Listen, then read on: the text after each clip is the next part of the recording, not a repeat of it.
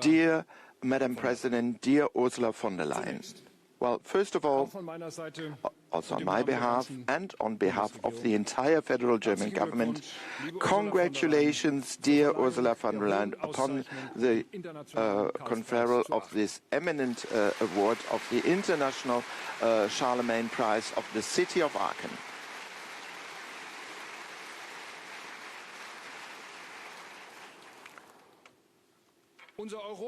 Our Europe was founded to serve the people.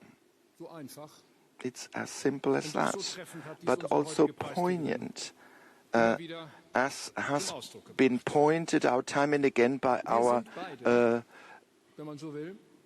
today's laureate-elect. We are, so to speak, both children of this Europe. Well, as a matter of fact, we are members of the first generation that was simply born into this Europe, in a Europe of freedom, a Europe of peace, into a Europe of an increasingly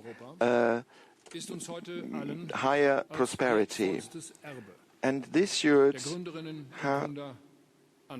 has been actually given to us as the heritage of the highest value by the founding fathers, and in order also to preserve it. And we both actually understand this Europe as a historical duty, a duty to preserve this Europe, a Europe that serves the people, a Europe where we may live in self-determination, in freedom and peace and democracy. Well, a couple of years ago only, some of might think, well, this is just common sense. Well, it's that old narrative of the Europe being a peace project that has become somewhat outdated. In times where this peace had supposedly become eternal. So it was said that for younger generation it had more of a practical value. They could travel freely and that they had the opportunity to live and study and work in other countries. These are, of course, important accomplishments of this Europe, and that's why we also agreed to further deepen this European economic area, to simplify the rules, to considerably cut the red tape. And we also agreed to better protect our borders, and we equally agreed to make Europe more resilient. And this work, this endeavor to make Europe even more competitive and more prosperous, it serves the people. There can be no doubt about that. However, the European project is far more than that.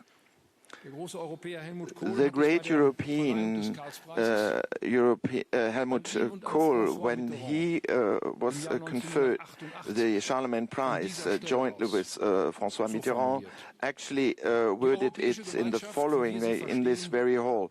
The European community, as we understand it, is far more than a corporation of IS. It is far more than a free trade zone. It is also, and in the first instance, a community of values and cultures.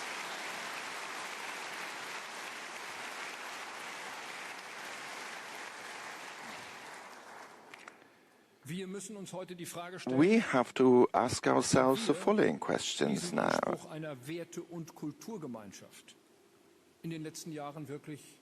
Have we really sufficiently lived up to these expectations of a true community of values and cultures? The US-American Vice President J.D. Vance has actually confronted us with this question in his own very special way at the beginning of this year.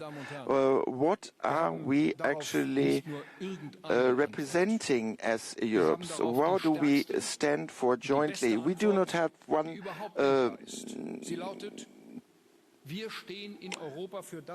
answer to these questions or any answers. We actually stand for what we have been able to develop, to design, what we have actually fought for during centuries, and despite many backlashes and disasters, that we actually defend what is dear to us and important, freedom and democracy, and that we strive and do everything that is in our power to protect this.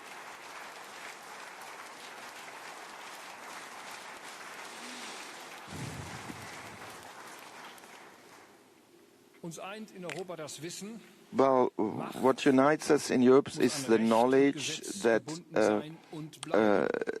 power has to be bound to legality. Otherwise, there's a threat of tyranny. So we are also united by the idea that every human being is invested with dignity that needs to be respected. But whenever you look around in Europe, you see that this idea has come under threat. And it would even be cynical to claim that it had taken yet another war on this continent to make this clear to all of us. But since warfare has returned to Europe and the Russians' brutal attack actually to fully invade Ukraine, we all realized that there is a great menace to what we've been able to construct jointly.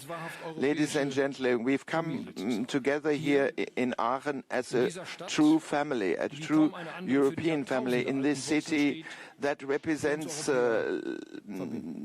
like no other city what Europe stands for. From ancient times through the Middle Ages, we are at the crossroads of European trade routes, stretching from the west to the east, from the north to the south, across the Alps and the Pyrenees.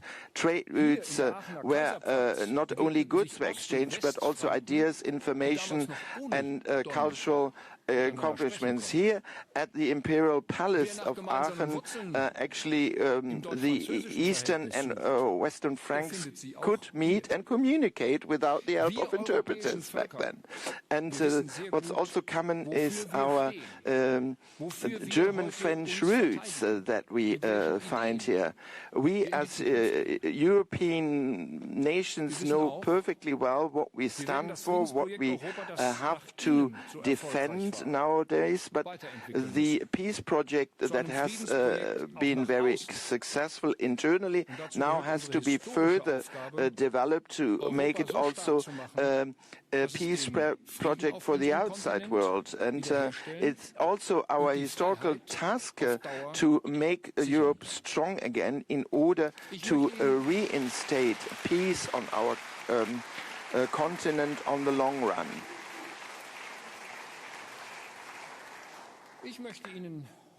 And I'd also like to tell you the following. Germany will do its share.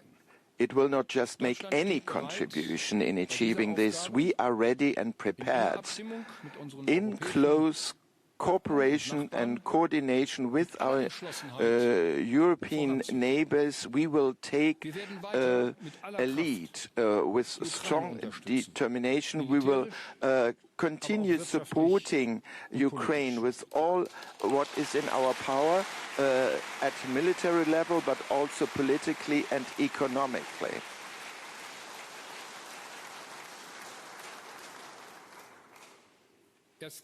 Only yesterday, President Zelensky and I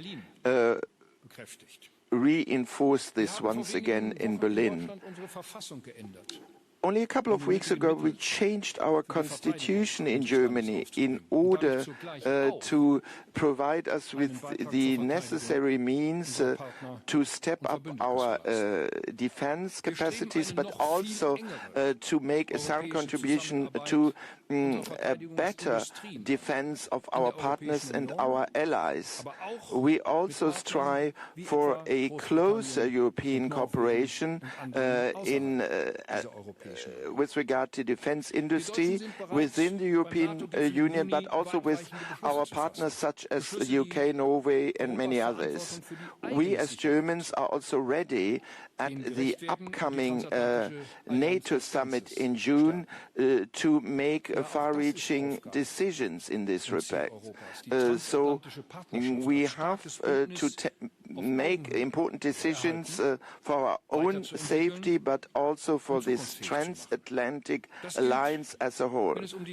So this also applies with regard to creating and preserving a lasting peace and a just peace for Ukraine. And Germany would like to serve this strong and united Europe. We will not stay on the sidelines when we need to preserve and strengthen freedom, democracy, the rule of law, and the dignity of mankind on our continent. In these days, weeks, and months, we have to decide jointly how we want to shape the future of our continent in very concrete terms, because history just not happens. It is made, and politics are made by people.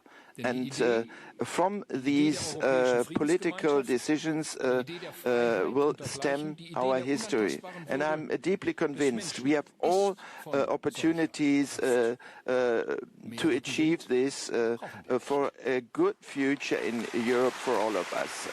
And that's all we need. We do not need more actually backwings to make it happen.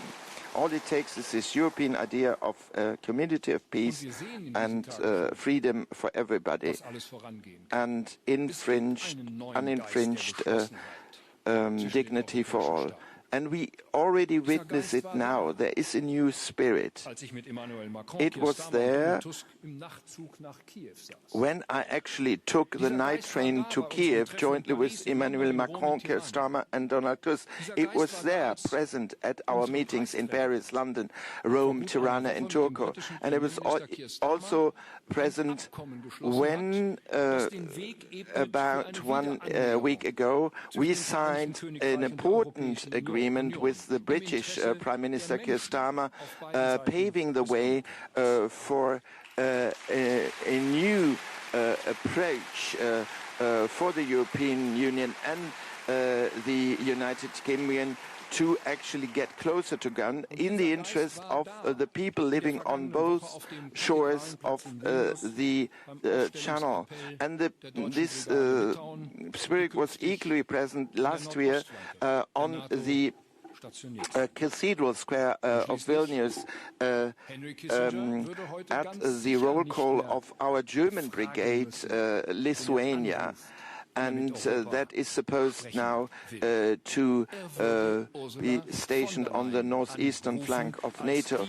And finally, Henry Kissinger nowadays would certainly not say in import that he does not know whom to call on the telephone in order to discuss European matters. It would be Ursula von der Leyen. She is the strong representative of a strong Europe. Dear Ursula von der Leyen, at present we witness this very much during the current negotiations on tariffs that you conduct in all our names, not only with the US, but also the People's Republic of China. It is right and important that you represent the positions of the European Union with its approximately 450 million inhabitants, being the biggest internal market of the world. And we do not want to have a confrontation that would only be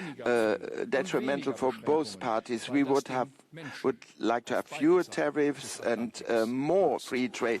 But this, because only this is to the benefit of the people living on either side of the Atlantic. Dear Ursula, you give Europe a voice in this world, a European voice, and therefore, this is very much deserved. You are conferred the International Charlemagne Prize of the city Aachen. Once again, my personal congratulations for this, and I'm linking this to a promise, to a vow. In the years to come, with all that is in our might, I will make a contribution in Europe, for a Europe that will actually gain force, that will also be able to serve the people in the future, and that above all will be able to defend our freedom. Thank you so much.